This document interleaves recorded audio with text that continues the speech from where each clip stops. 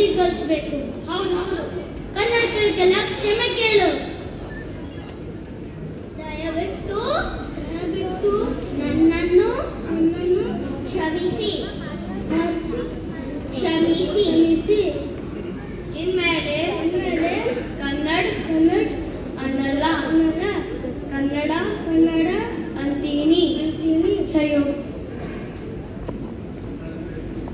ನಿಲ್ಲು, ಏನೋ ಹಂಗೆ ಹೋಗ್ತಾ ಇದೀಯಾ? ದುಡ್ಡು ಕೊಡು, ದುಡ್ಡು, ಮನಿ. ಕನ್ನಡ ಉಳಿಸಿ, ಕನ್ನಡ ಬೆಳೆಸಿ, ಕನ್ನಡ ಉಳಿಸಿ, ಕನ್ನಡ ಬೆಳೆಸಿ.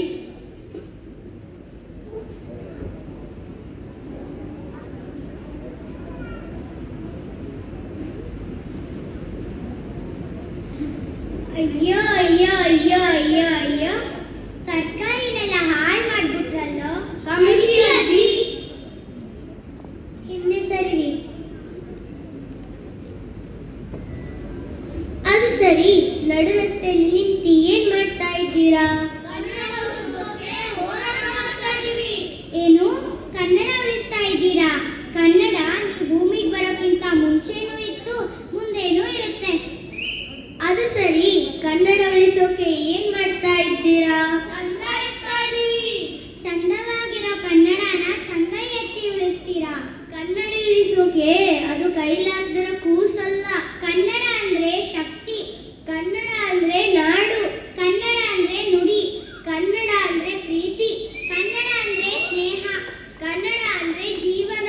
ನಾವು ಕನ್ನಡನ ಉಳಿಸ್ಬೇಕಾಗೂ ಇಲ್ಲ, ಕನ್ನಡನೇ ನಮ್ಮನ್ನು ಉಳಿಸುತ್ತೆ. ಅರ್ಥ ಆಯ್ತಾ? ಅಜ್ಜಿ, ನೀವು ನಮ್ಮ ಕಾರ್ಯಕ್ರಮಕ್ಕೆ ಮುಖ್ಯ ಅತಿಥಿಯಾಗಿ ಬನ್ನಿ. ತುಂಬಾ ಚೆನ್ನಾಗಿ ಭಾಷಣ ಮಾಡ್ತೀರಲ್ಲ. ಅವೆಲ್ಲ ಬಿಡಿ, ದೇಣಿಗೆ ಮಾತ್ರ ಕೊಡ್ತೀವಿ.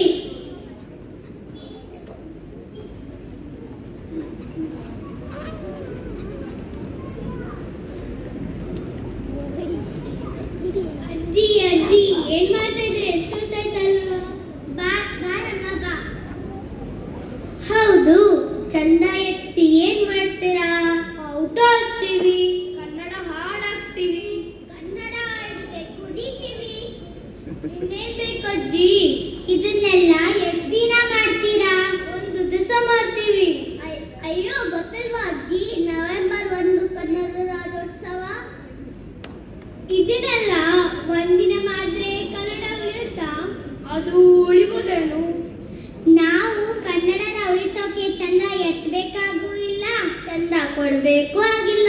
ಕನ್ನಡ